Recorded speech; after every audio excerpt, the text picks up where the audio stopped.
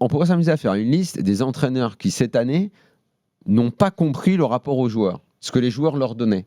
Le Franquès de Nice était perdu, on ne comprenait pas. Est-ce que ça en fait un mauvais coach ? Non. Je ne crois pas. Genesio à Lille, idem. De Zerbi à Marseille, c'était pareil. Bey à Rennes. J'ai l'impression que les joueurs décident de plus en plus par rapport au coach, qu'ils choisissent leur match de plus en plus. Dans plein de clubs, c'est comme ça. J'ai l'impression que le rôle du coach, de plus en plus, il s'efface. Les coachs doivent s'adapter aussi à ça. Mais de voir tant de différences sur certains matchs, c'est vrai que tu te demandes mais comment ça se fait. Et oui, à certains moments, je pense que certains joueurs mentalement se disent « Ah, là, je peux un peu baisser ». Le métier d'entraîneur, maintenant, est en train d'évoluer parce que tactiquement, tu dois être prêt et tu dois aussi gérer ton groupe.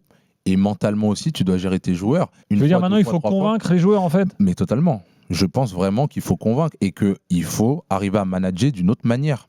Et que les joueurs ne sont plus les mêmes. Et je trouve qu'à l'heure actuelle, les joueurs sont beaucoup moins concernés par rapport à ce que l'entraîneur veut mettre en place. Ils ont « Ah non, mais moi, j'aurais fait ça comme ça. J'aurais peut-être fait ça différemment. » Et donc, au final, ils n'adhèrent pas forcément à 200%. Alors que moi, je me souviens quand j'ai commencé à jouer dans le milieu professionnel, ce que le coach disait, les joueurs, même si ils n'étaient pas forcément pour, ils y allaient à 200%.